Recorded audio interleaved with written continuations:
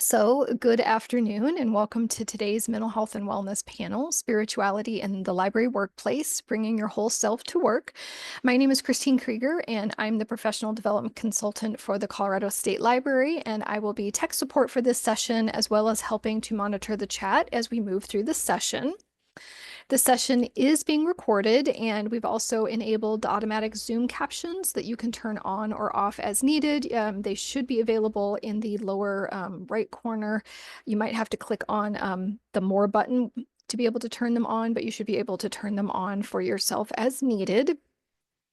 Feel free to keep your video on or off as you feel comfortable. We are going to ask that you remain muted until the open Q&A portion. And because today's session is being recorded, I will also email everybody a link to where that recording will reside, hopefully by tomorrow morning. So I think with that, I'm going to go ahead and turn it over to Jessie Jones, who will get us started and introduce the panel.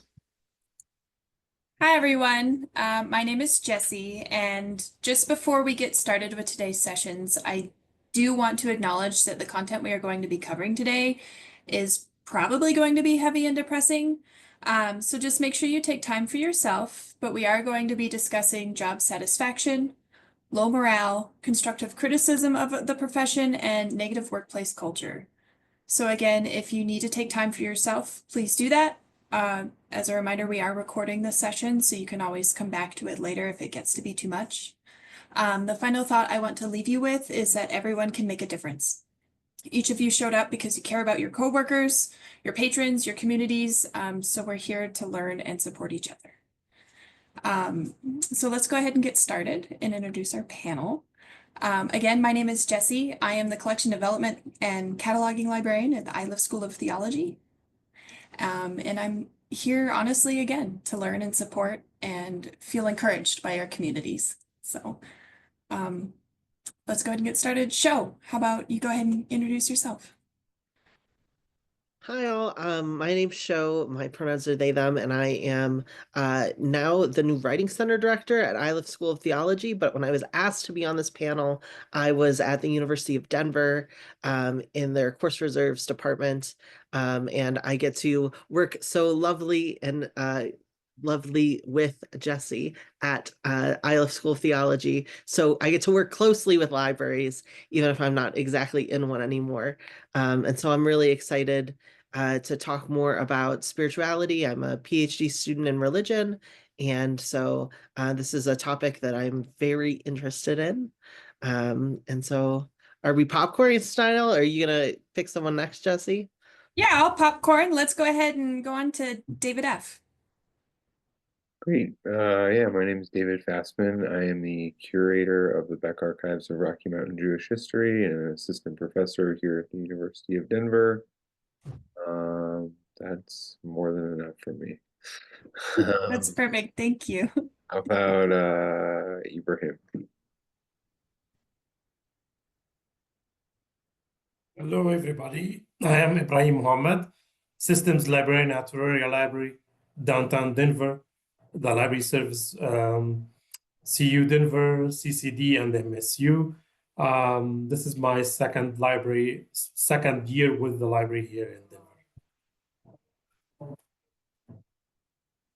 And for David K. Hello. Yeah, so I'm David Kemp. I tend to use they, them pronouns, and I'm going into my fourth year as a religious studies PhD student in the University of Denver and Iliff School of Theology's joint doctoral program. I work at the university's main library in their research center and as my program's social media manager.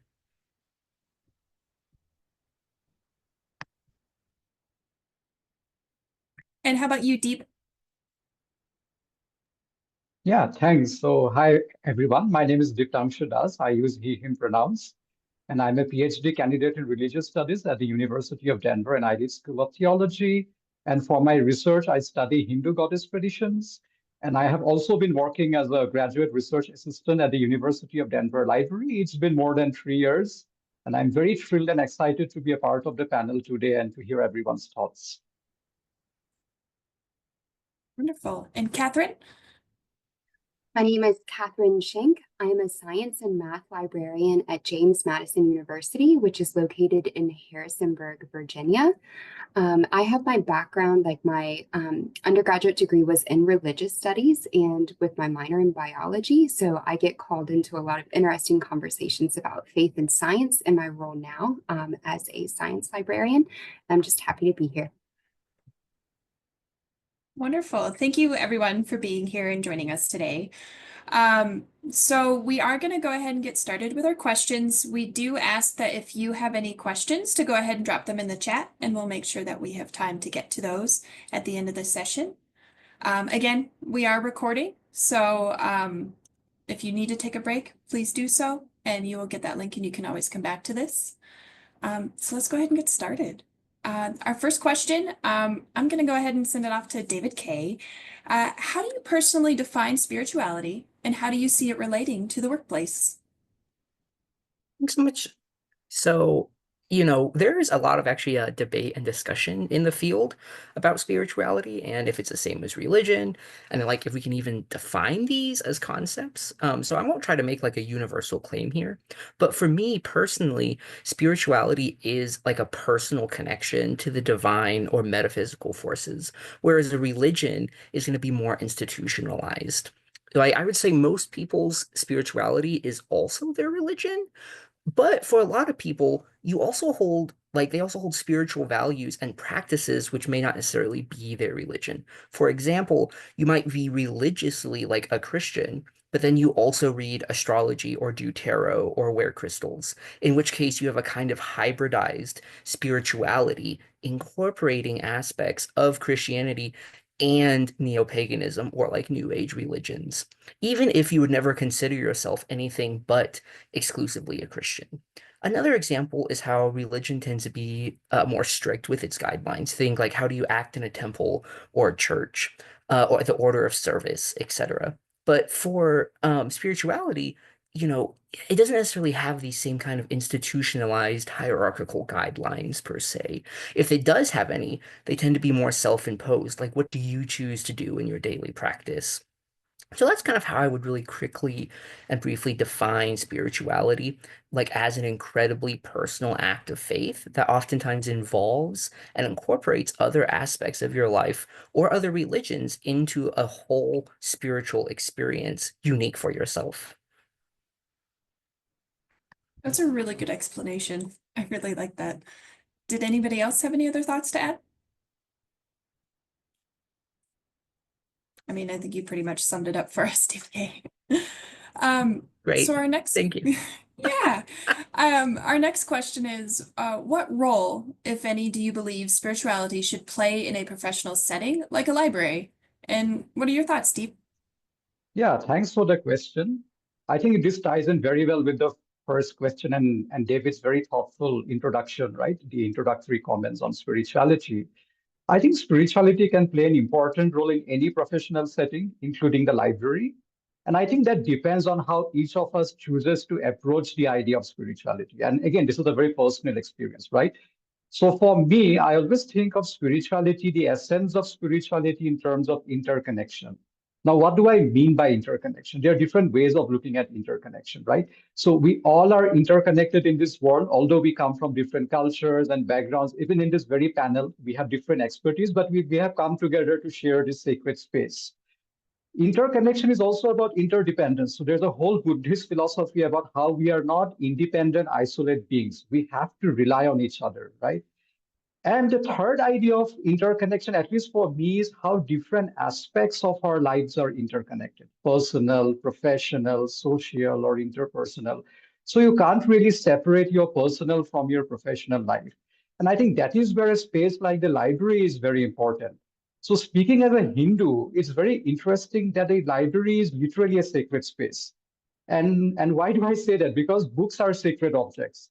So as a Hindu, by chance, if I drop a book on the floor by mistake, I pick it up and I'd make a small gesture of prayer because I acknowledge the sacredness that is contained in the book. Again, I'm not imposing my Hindu philosophy on the audience, but what I'm saying is, what if we expand the idea of sacred and we start to honor each and every person and space as sacred? So to honor the library as sacred is to honor the inherent dignity of everyone involved in the space, our employees, our patrons, our students, also our managers and supervisors. And I think that is where I think we can really imagine an inclusive idea of the sacred. Of course, sounds a little utopic, but let's make a positive change there. Thanks. Thank you. I fully agree. I think we need to treat the space like that as more sacred, because it's very easy to just get caught up in the day and kind of just go through the motions. So I really like that idea. Thank you. And Sho, I want to put this question to you. How can an inclusive understanding of spirituality benefit both employees and patrons in a library setting? Yeah, thank you. So I've been thinking about this question as we prepared for this panel, and I really love listening to both David and Deep's responses about spirituality and what it can look like in libraries. In particular, thinking about what it means for the people who are working in the libraries and the people who are coming to the libraries, understanding spirituality as, and I'll say this as part of the name of this panel, right? Bringing our whole selves to work, is about trying to allow space for you to flourish. So I think about spirituality in terms of flourishing in a lot of ways, and we can probably get into why that is another time or later in questions. But the spirituality, kind of flourishing in your personal life and your religious life. And I think libraries, thinking if we like start reframing libraries as sacred spaces, allowing employees to come to libraries and engage with their spiritual practice in a way that is honoring books or honoring the ideas of the books. Part of understanding and engaging with spirituality for patrons and employees is about open-mindedness. A lot of what we've talked about, a lot of what people talk about when we talk about spirituality, typically in libraries, we hear a lot about spirituality and religious content, meaning that we should be banning books or taking content that is disagreeable out of libraries. And I think that by engaging with a spiritual practice and bringing your whole self to library, it's not about restricting what people can access, but highlighting the inclusive ways that the content of a library can be in these ways. And you said at the beginning of this could be a little bit of a bummer because some people do think of spiritual practice as a restrictive process in libraries and what shouldn't be seen, or when religiosity can mean that we are no longer accepting of other people's beliefs. And that's why I think I'm glad that the question is posed as spirituality and not religious content, right? Because in spirituality, we want to make space for all types of different spirituality, whether that's a Hindu sacred dropping a book and picking it up, or thinking about a more spiritual and kind of controversial take, but the nuns, the spiritual but not religious folks that are so much in our numbers right now across the US. We have the largest growing population of people who identify as spiritual but not religious. And some of that spiritual practice might look like having books about science. And I'd love to hear if Catherine has things to add about that, about having books about science as part of their spiritual practice, whether that's about evolution or other kinds of spiritual practices that are outside of what we traditionally might describe as religious. So I'm going to stop rambling, but thank you. No, that was wonderful. Thank you. Catherine, did you want to chime in on that or? I think I'll leave it there because a lot of Okay. like the questions that I get are usually students that are engaging with these materials like for the first time, like in a science context of like I was raised in XYZ home and this wasn't allowed. So I feel like that would like take us a different direction. But I appreciate what you did say. That was really helpful. It was. Thank you so much to both of you. So our next question is, how does spirituality contribute to mental health and well-being for library employees? And David K., did you want to go ahead and start with that? Oh, I can, but I would actually be curious if David F could start first, just because I've already spoken once. Oh, of course. Sure, I'm happy to. I mean, I think there's this overarching theme kind of running throughout everything right now, which is the difference between spirituality and religion. So take it as you want it as I respond to this question. So I think that being religious or being spiritual or being whatever you want to call it can really help cope with different situations at work. It depends on like what you want to get out of it, but for example, like taking moments of thoughts or like of prayer before or after difficult situations or meetings or whatever it is, they can be either preparatory or they can be restorative. Those are really important. Additionally, if individuals believe in religion per se, um, and even this even works for spirituality, they can both be used to strengthen mental health through like recitation of liturgy, recitation of texts, focus on sacred imagery. That could be even just like sacred geometry, things of that nature, or like meditation. Um, and then that you have mindfulness, which I think it's kind of difficult to say, is this spiritual, is this religious? But I think focusing on mindfulness is going to be one of the best ways to contribute to good mental health and well-being for library employees. So that would be like mindful breathing, body scans. If you have any questions about what these are, then let me know. Mindful meditation, the five senses exercises, and then there's a whole slew of other mindfulness exercises that I think can really uh, help people while they're at work. I think the key is like not pushing any of the ideals of spirituality or religion onto people who you're around while you're at work. I think that's like the really big piece to keep in play here is that um, your practice is your practice and your practice alone, unless somebody comes in and wants to practice with you. Yeah, I don't know. That's my answer. No, that's a wonderful answer. Thank you. I really like the idea of, first of all, respect and not pushing your needs on other people. And I really like the mindfulness exercises. Those are something I've been trying to add more into my life too. So, and what are your thoughts, David K? Yeah. So what David F was saying about how important some of this stuff can be in involving different people, I think, right, it opens up to workshop opportunities or education sessions or things like that that libraries can host that and just try to reach out to other people in the community. One kind of quick example is I think back in 2016, I helped facilitate between a church and a mosque and a library, actually a session, an interface session between Christianity and Islam, where they contrasted, the two religious leaders contrasted the beliefs. And this was, I wouldn't say it was super popular, but the people in attendance were really fascinated by how many similarities there were between these two faiths.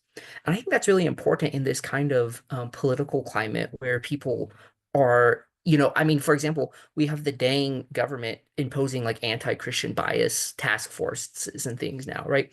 And this comes out of a place of fear. And so, when we think about how does spirituality help, right? Because in my view, it's really personal. So this shapes all the dimensions of someone's life while, providing them a sense of comfort that they may not experience without the encouragement or allowance of daily spiritual practices and reminders. And this could be small things like on your desk. It could be larger things like recognitions of non-Christian holidays. So in spaces where someone's spirituality is valued and encouraged, whether it's a library, whether it's a classroom, a different kind of job, it doesn't really matter. It just makes that person's life in that space better. And you could really think like patrons coming in trying to utilize library resources. But I want to contrast for a second, like this kind of corporatized and sanitized identity, right? That's oftentimes expected of people in, right, professional work in like the professional world or like public spaces, and this is also called like hetero professionalism because it's kind of an inherently anti-queer expectation of how you function as like a professional or in public. But specifically, when you're anti-queer, right, you're also inherently anti-spirituality. You're kind of this anti-individuality. You want to be conformist if you're anti-queer. And then that also means you're anti-inclusive. And so it's a really slippery slope from, say, anti-queerness to anti-homelessness, and then to banning books, and then eventually banning libraries altogether because they exist as a kind of third space that capitalism doesn't value, right? So not only does supporting spirituality contribute to people being more comfortable, being more mentally safe and secure in whatever capacity they're in, say like in a library, it also allows people to, and libraries specifically, right, to kind of resist the totalitarian forces functioning right now in our country, right? So I would say, if anything, libraries really need to pay attention, one, to like kinds of programming they offer, the kinds of displays that they're displaying, right? Are you kind of unconsciously falling into like a religious orientation, right? Are you unconsciously falling into Christianity? Like, are all your holidays just Christian holidays? Or are you incorporating other holidays? Are you trying to get input from your employees about what do they like to see? Um, and when you kind of have this full force of engaging and honoring people's spirituality, you just create better employees, you have better patrons, you have people who then are encouraged to work with those who they may not initially think about, like in that kind of interfaith engagement between Christians and Muslims. I hope that made sense. It did. Thank you. It was very insightful. And, I think we get caught up in today, like focusing on the differences, that it turns out we have a lot more similarities across our communities than we realize. And the only way we're going to learn about those is if we come together and talk about them and figure it out and have a safe space to do so. Thank you so much to both of you. So our next question is, in what ways can spiritual practices, for example, mindfulness, meditation, other reflective practices, reduce stress or prevent burnout in the library environment? And I'd like to see what your thoughts are, Catherine. So I think my direction for this is going to be a little bit more, rather than philosophical, maybe more practical, because this is something that I grappled with myself, of like this question of, well, I'm in this role, I feel tired, I'm in this role, I feel like I need a break, but the break is going to come in a few weeks, but I need to take care of myself now. Like, how do I do that, like on a daily kind of basis? And I found that the best way for me to stay centered is to actually use journaling as a part of my daily to-do list making, because it's a natural pause point. So I'm sure that many of us have natural pause points in our days at the office. Maybe it's you make a coffee every day at 10 o'clock. Maybe you take a lap, after your lunch break, like whatever that daily pause looks like for you. The moment when I pause is to make a to-do list, because that's how my brain functions best. And that's when I choose to basically set care-focused intentions at the start of my day. The way that I do this to prevent decision fatigue in journaling, and I think this is usually what prevents people from having any type of journaling practice, is, what do I write? What do I say? I'm looking at this blank page and I don't know what to do. So I combat that by actually having like a short list of prompts that I use. And I just pick 3 of them and I just write a few sentences on each of those prompts. Some examples of prompts is, how did I love my neighbor? How did I take care of other people in my community? Things that are very centering to me spiritually and religiously, so that I feel grounded before I kind of take on the chaos of my day. So that's how I've chosen to find like a habit and a pattern that naturally is incorporated into a place in my day that already had space for that. So I guess my encouragement would be whether it's like mindfulness of like, I just need to be mindful, or like a body scan, which was mentioned previously, or, you know, a quiet prayer. Often those are just brief moments, you know, they're not long stretches of time. My journaling is only a few minutes. But I find that taking those small breaths is an act of self-care and an act of self-love that allows me to be able to be more reflective to the people that I'm working with and the things that I'm engaged with. So I guess my encouragement would be that we know through psychological inquiry and study that things like mindfulness or breath work or journaling all have like huge benefits. Those are like well substantiated in the literature.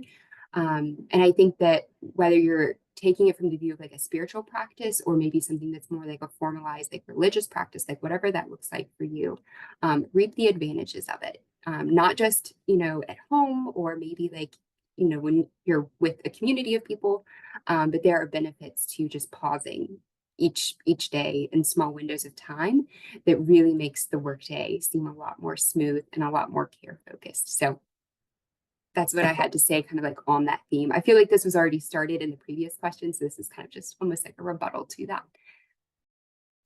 No, thank you. I appreciate that. I think, you know, I mentioned before that that's something I'm trying to do more of myself, is take some more mindful moments and finding what works for me. So I love hearing about your journaling idea. Thank you.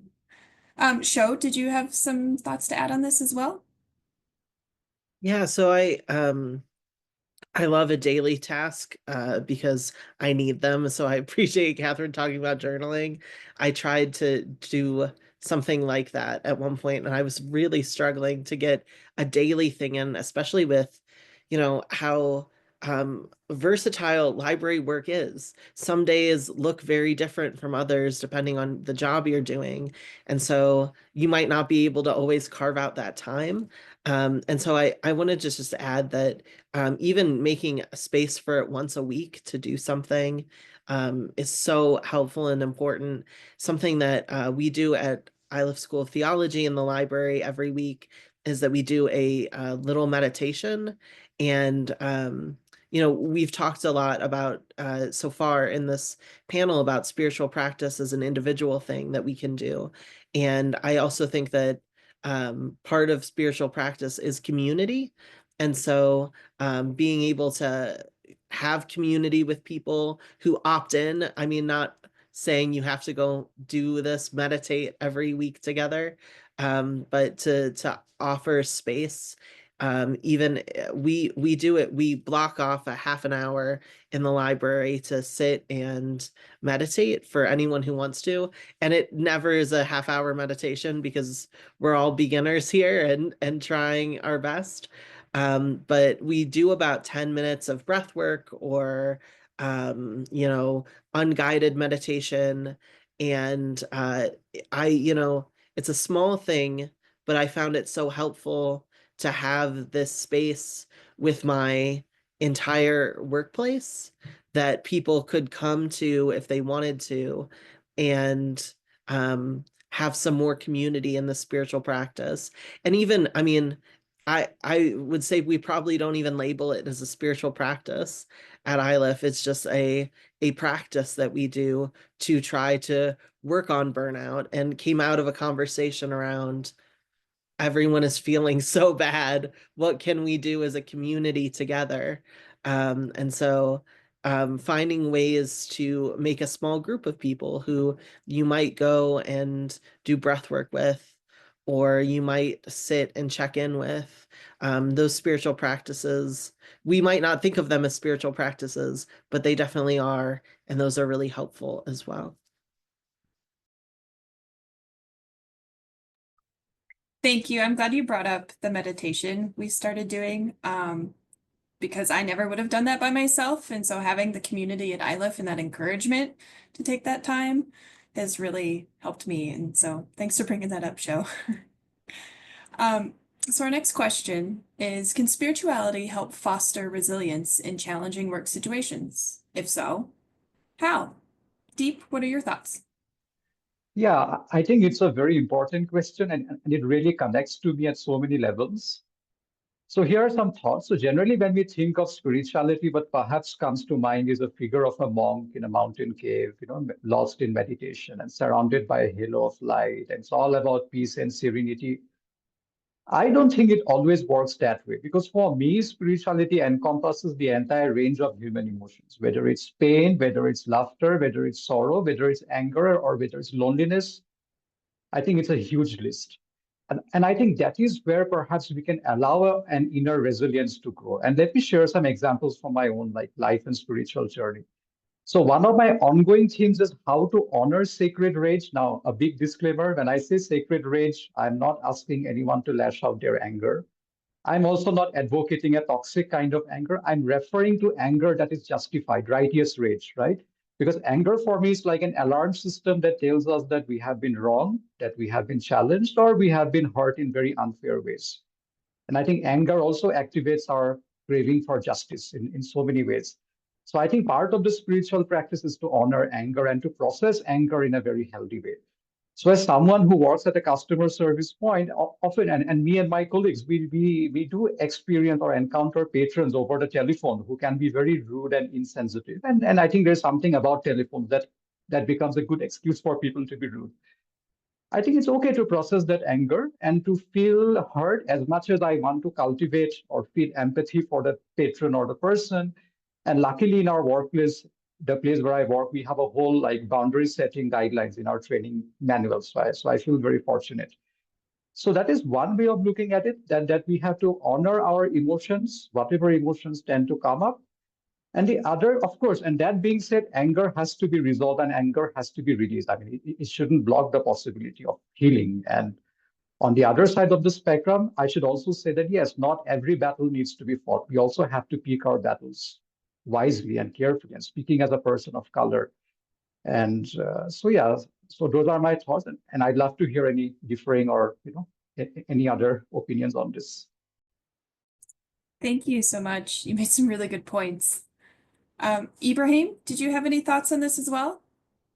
Yes, in addition to what Deep just mentioned about anger,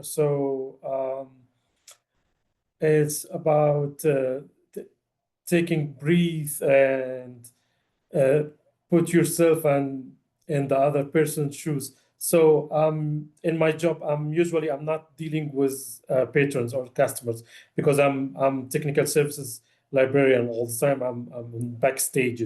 So I'm dealing more with systems, tech, and IT folks. So I'm trying now to move myself on some committees and some like gatherings to meet people more, even it's faculty, not patrons. So trying to tell them more about like how spirituality in my religion, how I'm thinking on that. And yeah, maybe that's all. No, thank you. I appreciate your thoughts. So the next question, what are the challenges of discussing or integrating spirituality in a workplace that values inclusivity and diverse perspective? What are your thoughts, David F.? Sure. Yeah, this is a tricky one. There are really some major challenges in discussing or integrating spirituality in a workplace, especially one that values inclusivity and diversity. I think that from my perspective, this is primarily a religious issue. Religion is typically a really taboo discussion topic at work, and understandably so. It can make people feel really, really uncomfortable, especially if it's not coming from the right place or going to the right place. Additionally, the discussion or integration of spirituality in the workplace can create an environment of exclusivity, right? If everybody's following the bear, and that's their spiritual thing, and then one person doesn't want to do that, that creates an exclusive environment where there's a problem because somebody is not being kept in inclusively. So while discomfort and exclusivity can be major changes to discussing or integrating spirituality in the workplace, they're not a guarantee. Broader viewpoints of spirituality, like mindfulness and meditation, can be easier to integrate due to their lack of exclusivity and structured belief systems, right? So like without certain structured belief systems, without certain things, it's a lot easier to, in my opinion, have a spiritual type workplace. Those structured belief systems and exclusivity make it kind of tricky. But still, even mindfulness and meditation can be problematic because some people find them to be useless or a waste of time, or whatever it is. Nonetheless, they do tend to be less problematic than speaking about religion specifically. Yeah, I think that there really is a really difficult place to be with when you start trying to integrate religion into the workplace. And I mean, my job, I'm the curator of the Beck Archives of Rocky Mountain Jewish History. I work with religious material on a regular basis, and I work with religious books on a regular basis.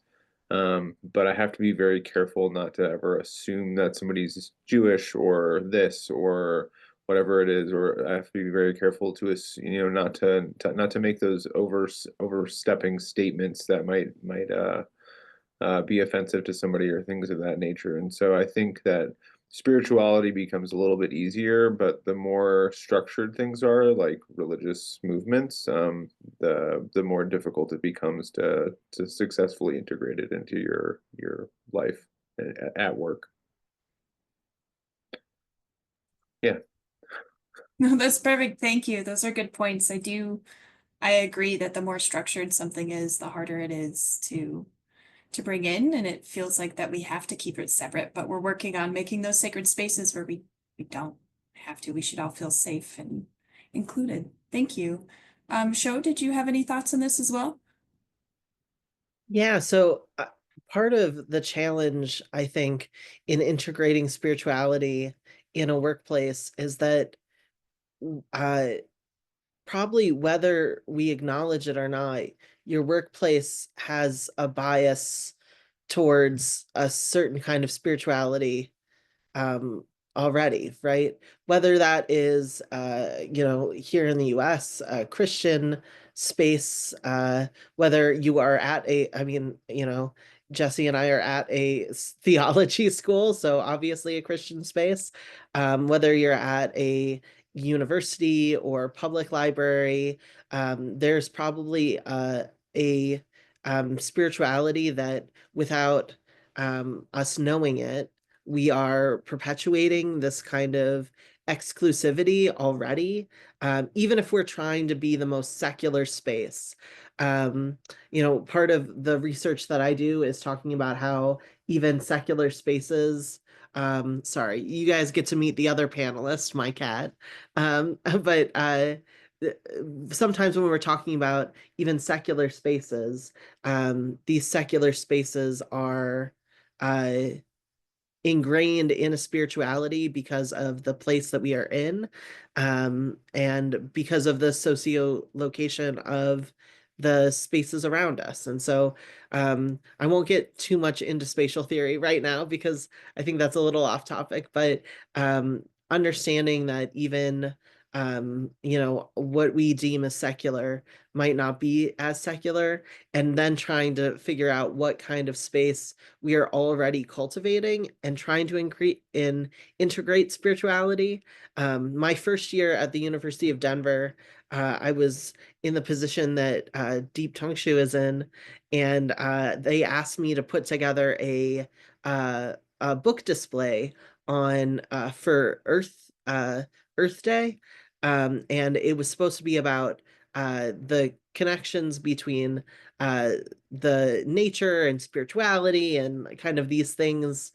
And we put together this book display, and then we had a huge backlash at the university, at a private university that seemingly doesn't have a religious affiliation, because there was a push that these were unchristian texts.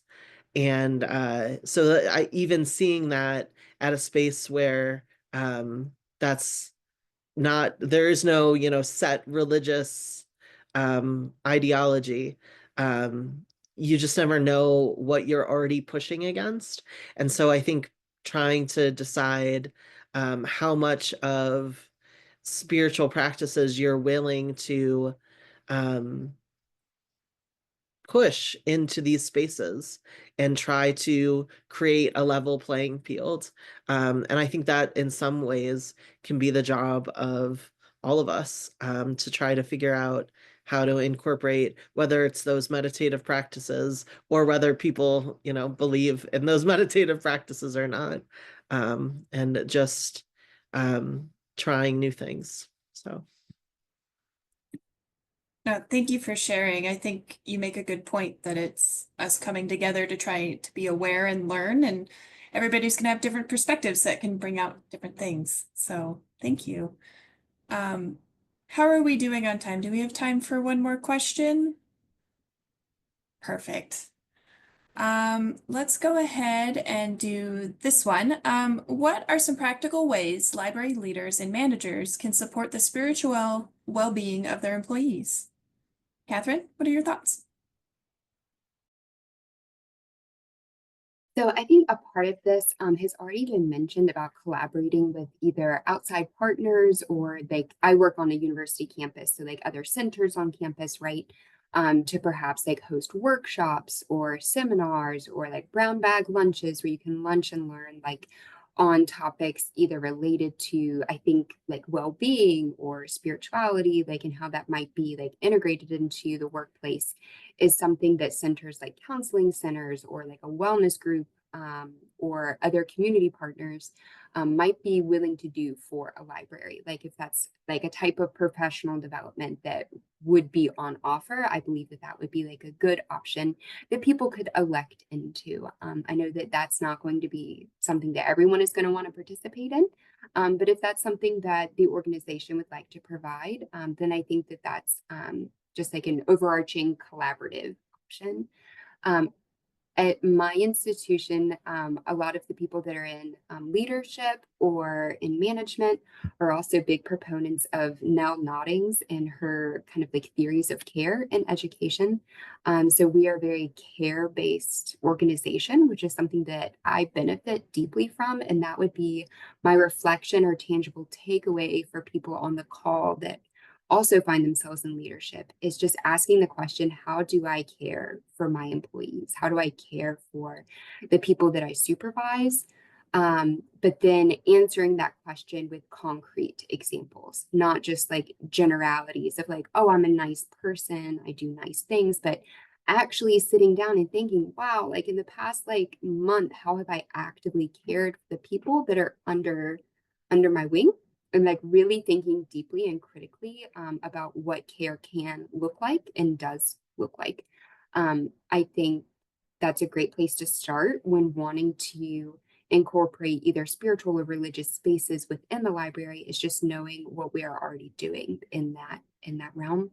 And I think like in a very like nuts and bolts practical kind of sense, like, do we actually know that there are spiritual or religious needs that are not being met within our organization? You know, like if we're assuming that in some degree all of humanity has like some kind of like relationship or understanding of spirituality or religion, whether they are partakers in that or not, but if that's something that is unique to the human experience, we know that is something that it is at least considered. But are there needs like on a daily, weekly, monthly, seasonal basis that are not being met by, the organization at large? Like an example of this that feels like very like theory, like ether, but like an example of this is like there are certain times where my church has services that are on a random weekday, and those dates change. And so I will just tell my supervisor, hey, I'm not going to take on like an evening class that day because I have other obligations. You know, like I'm going to preserve flexibility for myself. And I express that need to my supervisor. So then she's able to work with me on that to make sure that like additional coverage can be grabbed if needed, or maybe I can just shuffle that class and that teaching to a different day. So I would say just maintain open dialogue. All of that to say, it is all about dialogue with the people that you supervise or manage or lead, you know, to make sure that if there are concerns or wants or needs, I feel like this is usually employee driven, like where the employee brings it up first. Usually it's a little bit weird if it's top down. But, you know, like if the employee is expressing like, hey, these are concerns or things I'd like to see, then be receptive to that and, you know, engage in a type of dialogue where they feel at least heard, you know, even if something constructive can't be like an immediate outcome, at least let them feel that their needs are being met. I feel like that was alphabet soup. So if someone needs clarity, just pop a question in the chat and I can just like type a response if you'd like to learn more or have questions. No, that was perfect. Thank you. I do think open dialogue is important, and that's something that we tend to get lost in, that we have all these feelings that we don't express, and we can't help someone with those feelings or vice versa if we don't express them. So thank you. Deep, did you have thoughts on this as well? Yeah, so I really loved Catherine's point about engaging in ethics of care. And let me share a very personal, heartwarming experience as a student employee. Quick story. So 3 years ago, I'm slightly more than 3 years. So I came to the University of Denver Library and I started working. And it was a completely different paradigm shift for me. As an international student, right? I was in a new country, new culture, as a non-native speaker of English. And I was also new to this experience of doing customer service. And in that process, I think I started imposing some expectations in my mind that, okay, I had to be perfect in my emails. I had to write this perfectly crafted masterpiece of an email and answer, you know, be meticulous in my chats and replies and interactions with patrons. And at that moment, I think the spiritual medicine came from my supervisor. I really want to acknowledge her name, Bridget Farrell, for being so wonderful. And she just told me one sentence that, Deep, please don't be a perfectionist. Don't worry about being a perfectionist. I think her kindness and gentleness actually was a key turning point for me, because I then realized, yes, I did in fact have those perfectionist tendencies for a long time. And I think it did a lot for me. And I think ever since I tried to get away from perfectionism, that is where I started to enjoy my work even more.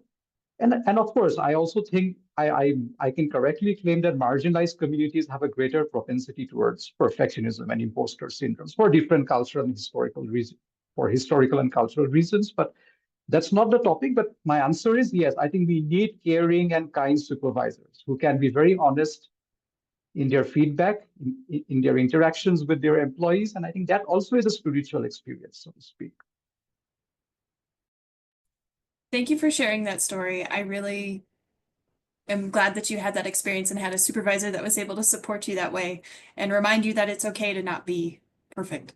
So thank you. I think, are we good to look at questions in the chat? Did anybody else have any last minute thoughts, I guess? Yeah, I think we can go ahead and open up to questions in the chat. We have just over 10 minutes left. So Okay. if people have questions, go ahead and put them in the chat and I'll make sure that they get seen. And I see that Alejandro put one in, which is, with the world being chaotic, how do we deal with uncertainty? So we can start with that one while people put their questions in chat.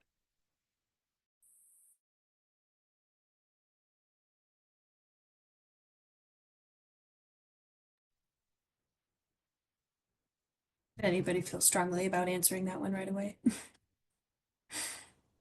I mean, I always have thoughts. Please share them.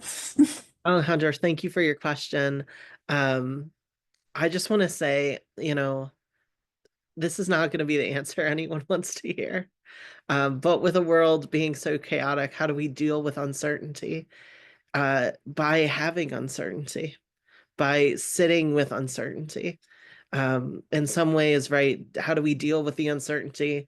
Only by understanding that we also have uncertainty in our lives and moments. And I think so many of the practices that we talked about today and that were brought up about mindfulness or meditation or just spirituality involve us sitting with uncertainty and knowing that maybe we won't be able to have an answer to how to deal with it, except to sit and hopefully sit in community with each other.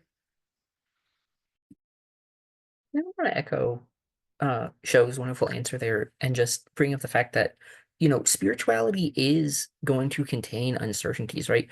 I can't say that I know how Deep Tong Shu or Show feels in their spiritual lives, right? So I'm uncertain about that. And I think when we're trying to think about how do libraries or public service sectors or anything like this incorporates a welcoming and respectful and valued spiritual experiences for patrons, for employees, for anyone at any level, that involves inherent uncertainty, right? You may not understand why someone wants to have a certain effigy or something on their desk, but by allowing them to have it there, holding that uncertainty, you're allowing them to have a better experience in that space. I think I agree with both David and Sho on this question. And I think this is a tricky time for all of us, right? We encounter chaos and uncertainty in so many ways. But I think that is where also we learn a spiritual lesson, to sit with the discomfort and to experience it fully in our bodies. And I think for me, that's a spiritual lesson. Not every question needs to be answered, and not every problem needs to have a solution. Sometimes we just have to absorb it. We have to sit with it. We have to go within ourselves and find answers. And this is something I've always believed. Sometimes you cannot change the world around you, but maybe you can change the world within you through a mindset shift. I can jump in with one more idea. I'm trying to avoid the news as much as I can, because sometimes when you follow the news every day, you feel uncomfortable about such things. As an international schooler, I can share my experience with that. Me and my children felt like not only uncertain, felt frightened about our situation in the current situation right now. So I'm trying to force myself not to follow the news, asking them to do the same, focusing on what we are doing right now, like my work, their schools. They have my daughter, one of them have a musical play, so we go watch it with her. The other one, she's playing flute in her school. We go and watch. So we are trying to get rid of any other thing that make us feel like nervous or feeling an anxiety.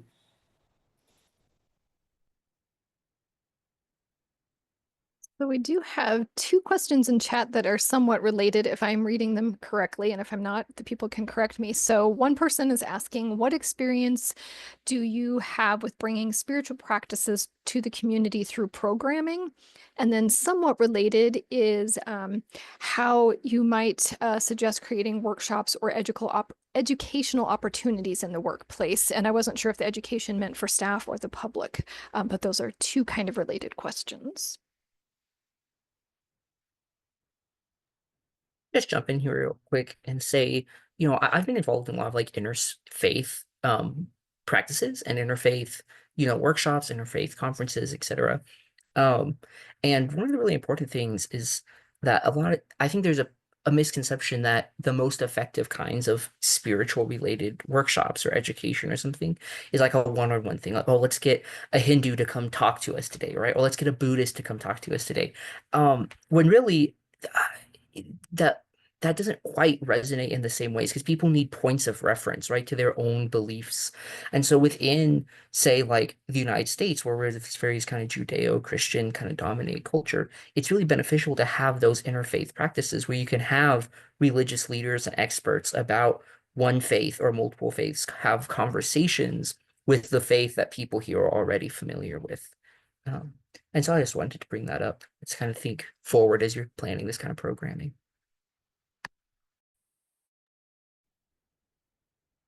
I got something to say.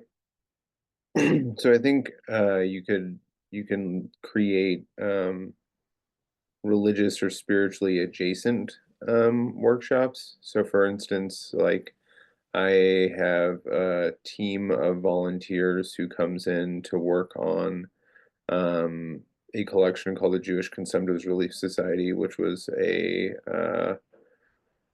sanatorium, a tubercular sanatorium that operated from 1904 to 1954. And those people come in and they're documenting all of these people's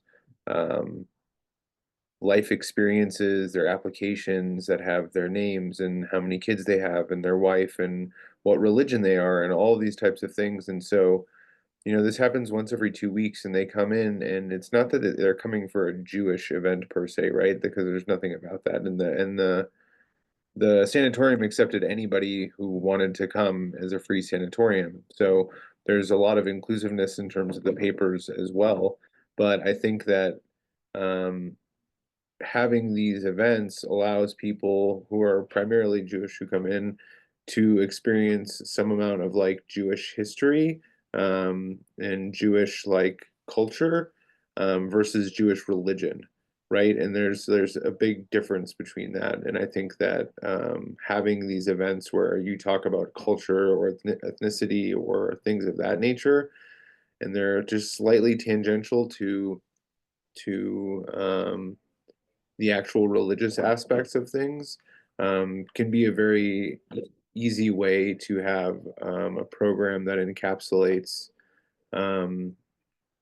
religious thoughts, but at the same time doesn't delve directly into religious belief. Does that make sense? Am I just rambling? No, it was perfect. It makes sense. Thank you. Any other thoughts?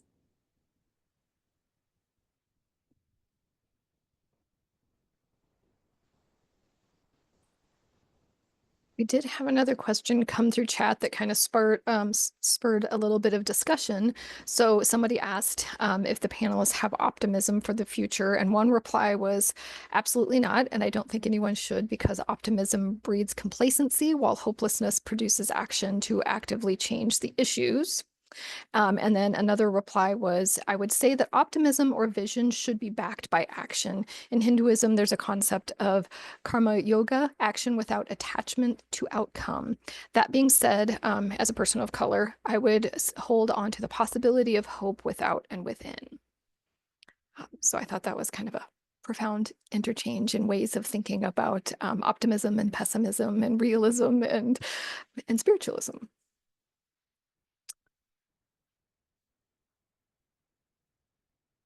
Any other last minute questions or thoughts?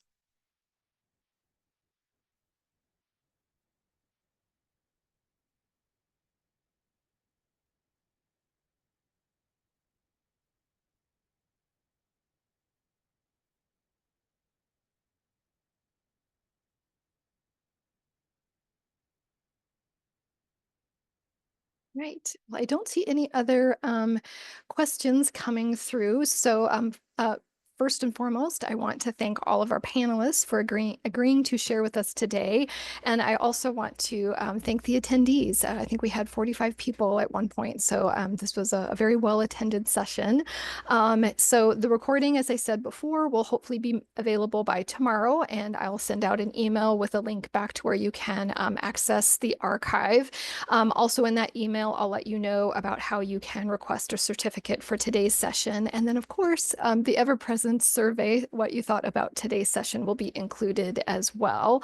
But once again, I really want to thank the panelists for agreeing to share their thoughts, being vulnerable about this topic, and sharing some really great ideas to kind of get everybody thinking about their own spiritual practices and how we can incorporate it at work, in libraries, and in our communities.